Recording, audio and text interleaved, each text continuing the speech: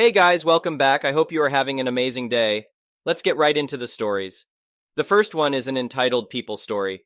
It's a typical day in my quiet neighborhood, and I'm returning home from a quick trip to the store to grab some milk.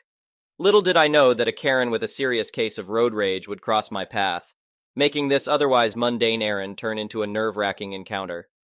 As I drive down the road, I adhere to the speed limit of 25 miles per hour, conscious of the nearby elementary school and children walking home. The rolling hills obstruct the view, making it essential to prioritize safety. However, this Karen behind me couldn't fathom the idea of patience. She honked incessantly, screaming out of her window for me to hurry up and stop driving so slowly. Fueled by spite, I decide to slow down even more, maintaining a speed of 20 miles per hour. Further down the road, my turn approaches, leading to my long driveway.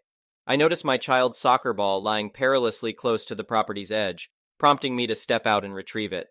Little did I expect the situation to escalate to unimaginable heights.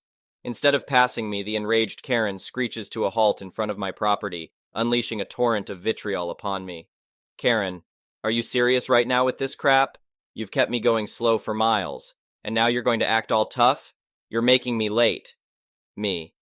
It wasn't miles, and if being late means breaking the speed limit, then perhaps you should have left earlier. I suggest you continue on your way and leave me be. Maybe work on that road rage of yours while you're at it. Karen, I'm going to kill you, you cocky piece of crap. I'll show you what road rage really is. With her foot heavy on the gas pedal, she barrels her car onto my property, heading straight for me. Reacting quickly, I dive and roll out of harm's way, ensuring I maintain a position where she couldn't easily reverse or repeat her attack. Being a former military member, I instinctively reach for my sidearm, pointing it firmly at her. There's no room for negotiation. Me. Turn off the car now! Hands where I can see them! Karen. Oh my god, you're pulling a ducking gun on me? I'll get you arrested for this. Me. Get off my land this instant. Reluctantly, she retreats, reversing her car off my property. I holster my gun, keeping my hand close in case she makes another reckless move.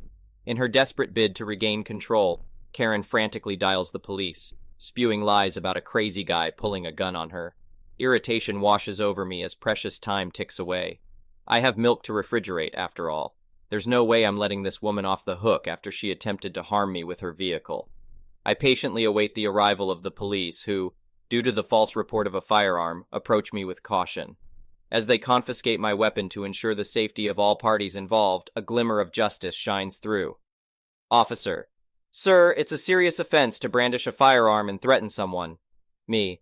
Officer, I have surveillance cameras installed. I can provide the footage to support my claims. She drove onto my property with the intention of causing harm. I was justified in using my gun for self-defense. Once she left my property, I holstered my weapon and awaited your arrival. The officers, intrigued by the footage and recognizing my military background, quickly ascertained the validity of my actions.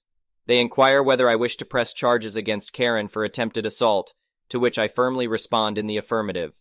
With the evidence against her mounting, justice seems within reach.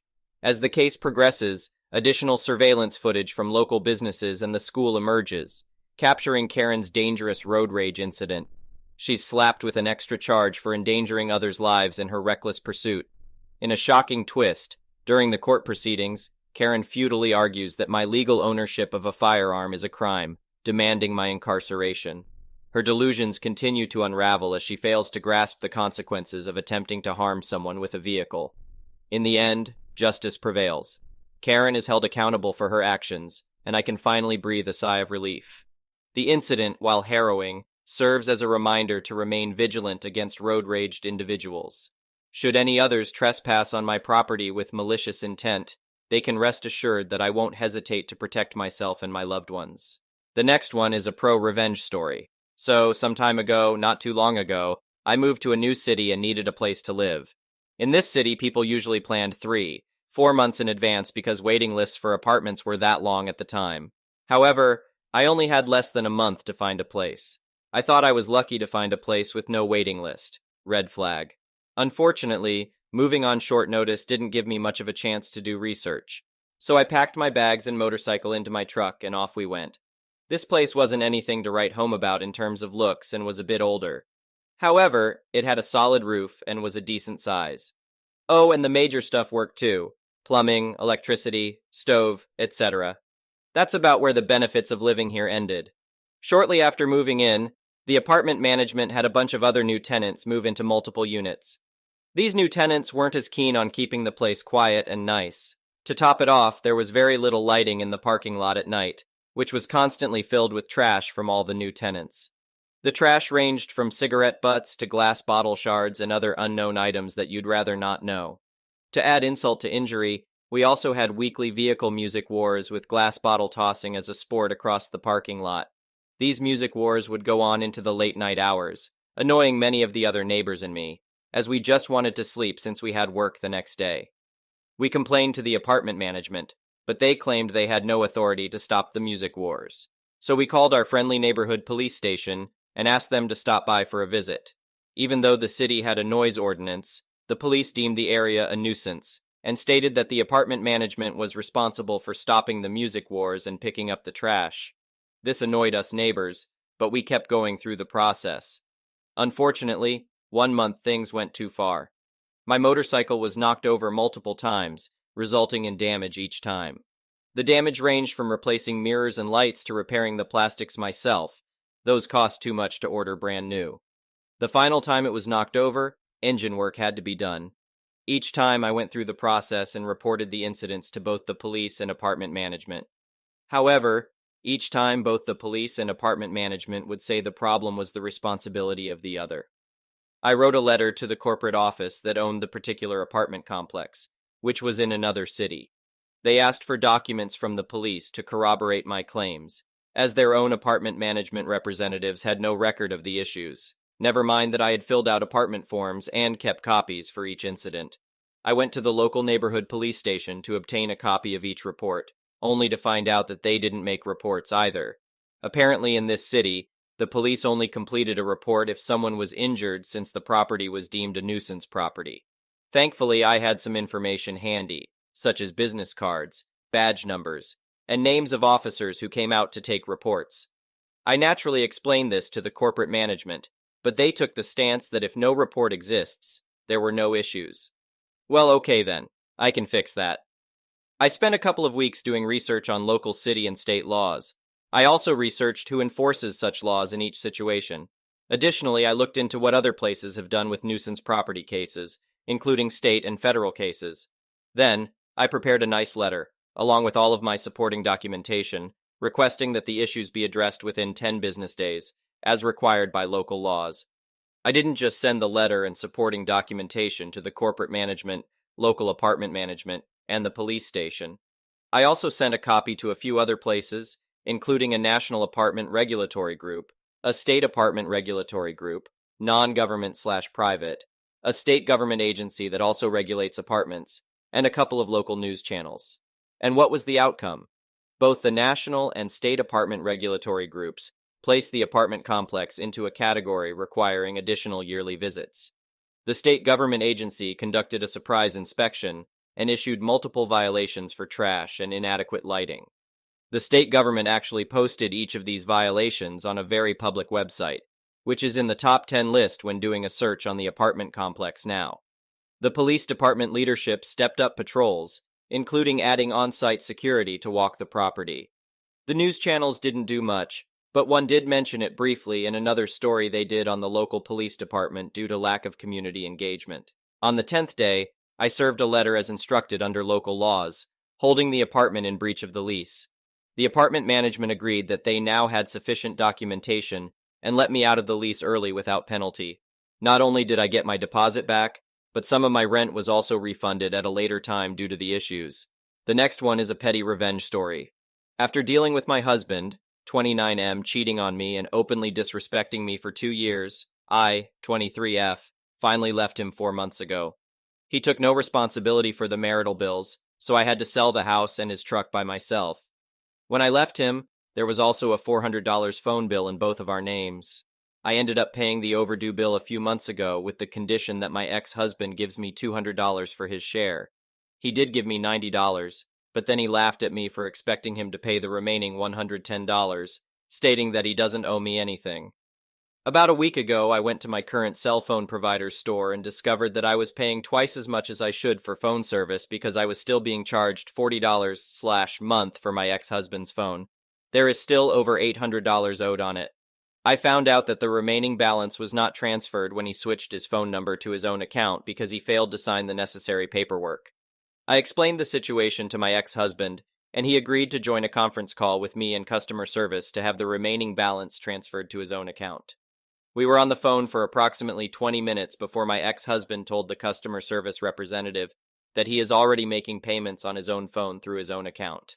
He claimed to have no clue what I was talking about, and dismissed my inquiry as irrelevant before abruptly hanging up. So today I contacted customer service again, and learned that technically I own my ex-husband's phone since it is registered under my name. As a result, I filed a police report, reported the phone as stolen, and had it flagged and deactivated. The next one is an entitled people story. It all starts with the most infernal of devices at the gym, the treadmill. See, a friend of mine who is basically a professional gym rat told me, "Dude, bro guy, you gotta up your cardio game," and insists that a half hour on a treadmill every time I hit the gym would be a good plan. Life pro tip: when someone addresses you as dude bro guy, seek a second opinion. I did the treadmill thing for a few weeks, and then I noticed that any time I went downhill my knee was like, "Hey, you're an a-hole, stop that," which was a problem. As I have a dog who likes to go on walks, and where I live is not precisely known for its flat terrain, this was an issue. Then it got worse. Now it was downhills and stairs. Deadlifts, squats, leg press, no problem. Slight downhill, stairs? Oh no. Figuring knees aren't something one should ignore and hope it goes away with, I met with my doctor. She promptly referred me to physical therapy and not a knee brace like I was hoping. I met with the PT lady. She did an exam, said my quads are wonky and need work. I also discovered where my quads are. I was told not to do a lot with my legs at the gym other than bikes or swimming. All things being equal, I'll swim. I can swim. But I cannot swim well for very long. Turns out being out of breath and trying to get actual air in isn't as easy as it used to be, especially when some fat ass is splashing water all around. Until my lungs catch up with the rest of me, I've adopted what I call the fatty twirl. 4 or 5 strokes of freestyle, roll onto my back, and then kick with the legs until I've got air in me. Then roll back for more and pray I haven't gotten close enough to the edge of the pool to smack my hand into it. I assume I'm doing well because the PT lady hasn't given me that I am disappointed look, typically reserved for dentists when one has forgotten to floss. But that brings us to yesterday. Normally I go in the morning, mostly in the interests of avoiding shrieking children while I'm trying to do my thing, but work was nutty, and I went later than I usually do. There were clumps of teenagers doing I don't even know what, but they mostly just snickered to each other, and I minded my business. Now the dry part of my routine is done, and it's pool time. I wound up taking a lap lane next to a grandmother in her 50s, who was apparently trying to teach her grandkid, who was 10 tops, how to swim properly. I didn't hear a whole lot, seeing as when my ears weren't underwater. There was a fat guy splashing and making a bunch of noise, but I could tell the kid was splashing and coughing a lot, and this made Grandma upset. I didn't pay attention because it wasn't my business, and there were lifeguards. I just wanted to get my laps done. I was on an extended period of back float time trying to catch my breath when I was ambushed by a pool noodle. The noodle was applied directly to my face and not gently. While not painful, a noodle to the noggin is quite startling. I believe the first words out of my mouth were, "What the hell?" It was Grandma wielding the noodle, and she was giving me a very stern look. "Watch your language and stop doing that!" I asked Grandma what it was I was doing that led her to believe smacking me with a noodle was a good idea. Grandma informed me that I was swimming stupid, and her grandson wanted to copy me, so I needed to stop. After I confirmed that was, in fact, why I was assaulted with a noodle, I suggested that she might have better luck in the kids' part of the pool. You know, the one over there, far away from me. She said she was just fine here. I was the one causing the problem. I thanked her for her opinion and promptly resumed my swim. On my return trip, this woman stepped into my lane and grabbed my ankle. I don't know about the rest of you, but when I'm swimming and something grabs my leg, instant panic response. I immediately started flailing and kicking wildly, trying to free myself. Grandma got herself a nice adrenaline kick right on her forearm. I came up gasping for air and ready to start swinging. I am stopped by the soothing sounds of Grandma wailing about how I just broke her arm. Edit. Her arm was not, in fact, broken. She wound up with a nasty bruise, and that was it. I caught her with the top of my foot. Pro tip: the top of the foot is a bad place to land a kick with. Naturally, that's enough to get the lifeguards involved, none of whom were apparently paying attention before she started screaming. Two of them are lifting Grandma out of the pool and trying to examine her arm while she's still wailing and flailing. A third is giving me static about kicking another guest in the pool. Well, they started to until I pointed out where the kicking happened and where her grandson was. Poor kid had frozen in place with an expression of abject horror. Once she connects the dots, she realizes I'm not the problem. I tell her I'm going to go get changed, and then I'll identify myself to the front desk, because if I'm going to get interrogated, I'd prefer to be clothed. I did my thing, and by the time I'd showered and changed, there was a manager at the desk apologizing for what had gone on. They reviewed the tapes, and that woman's membership had been terminated, and they're very sorry, and please, please, please don't sue us. Best interrogation ever. The next one is an entitled parent story. Well, a while ago someone here commented on the idea that my parents should sell a bunch of my brother's stuff. So I talked to my parents about how they could probably recoup some of their losses from the birthday rampage by selling a lot of my brother's stuff. I was surprised by how readily they agreed it was a good idea. I mean, it was like a light bulb moment for them. Then over the weekend, they had a big garage sale. They sold my brother's bike, his video game systems, everything. I went to help out with the sale and could hear my brother crying in his room. All of the video game systems he had were sold, and I mean there were a lot of them. He had a GameCube, a Wii, a 3DS, a Switch, PS2, PS3, PS4, Xbox 360, Xbox One, and a ton of games for them all. And they sold all of them. I was pretty tempted to buy something from the sale myself, but I knew if my brother were to be made aware that I had something he used to own, who knows what he might do. So I held back. The bike alone went for $30. They also sold his TV, his RC cars, his drone, and pretty much anything else electronic he owned. They are in the process of selling his gaming PC online now as well. There's a cheap laptop too, but it was mainly used for school, and he was denied access to it for anything else. My parents told me that my brother's room had been stripped of everything but the essentials. While I was visiting during the sale, my brother walked out of his room once, saw me, and then ran back into his room crying loudly. I know fake crying from him when I hear it, and it was as fake as it gets. My parents know this too, and have not fallen for his game. I asked them if he was going to be sent to therapy, and they said they really have no choice but to do that. And they fully admitted this was all their fault for enabling him for so long. I could have rubbed it in their faces, but I think the look they saw on my face was enough that they understood.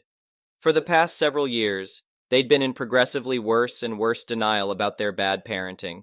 Friends and family have been telling them for a long time now that they went way too far spoiling my brother, and that not only would it come back to them one day, but it would also mean that my brother may be incapable of functioning as an adult. And if that's the case, he'd expect someone to provide for his every need forever, and I would not become his caretaker when they become too old. My brother hadn't shown much improvement over the next few weeks. He was still being a brat, fake crying, getting into more trouble, and even stole another kid's cell phone at school. He was caught playing on it in his closet, and my parents had to return it to the school to find out who it belonged to. Last week I had an idea and suggested a family intervention. My parents were hesitant when I brought it up, but they reluctantly agreed to it. I'm sure their hesitation was because an intervention would put them on the spot along with my brother. Then on the next possible day, all close family and some friends could gather at my parents' house. We formed a circle of chairs in the living room, initially without my brother in the room. My aunt spoke first, and oh boy did she let them have it. She'd written an entire speech that we all silently listened to. My parents tried to interject from time to time, but were silenced. When it came to be my turn to speak, I also read a speech I composed. Basically, repeating everything I've told on Reddit thus far and plenty more. My grandparents went next, and it just sort of followed down the line from there. My mother was in tears, and my father just held her. They both apologized to me heavily and said they were terrible parents, and that they ruined my childhood. I'll never get that back. My aunt loudly stated that it should not have come to this for them to realize their own hypocrisy, and from now on, they needed to do better, not only for my sake, but especially for the sake of my brother so he can grow up normal. My brother was brought into the room next, and he was seated away from my parents because my mother would have an urge to coddle him when he was upset. It didn't take long for the family to lay into my brother. He tried fighting us a lot, But when excuses like, if only they just let me have my way, were about all he could say, we all let him have it about how that's not how the world works. He tried getting help from our mother, but she refused to look at him. He started huffing and acting like he was hyperventilating, then intentionally fell to the floor. It's not the first time he's done this. My aunt just told him to stop milking it and get up. He screamed at her that we were all ruining his life, and he wishes we were all dead. My parents were horrified. My brother refused to get up off the floor and kept breathing heavily to pretend to have some sort of attack. So everyone just left him lying there while they each said their piece about why they were there to him. He screamed randomly a few times, but didn't move from where he'd laid down. Eventually, everyone started leaving, and my parents had to actually drag my brother back to his room because he refused to get up off the floor. He's not used to people having no sympathy for him, especially from our parents. This is going to be a long uphill battle. My aunt has offered to chip in for therapy, and my parents have taken her up on it. Let's hope therapy does my brother some good. Thank you for watching. I would really appreciate it if you could like the video and subscribe to our channel if you haven't already.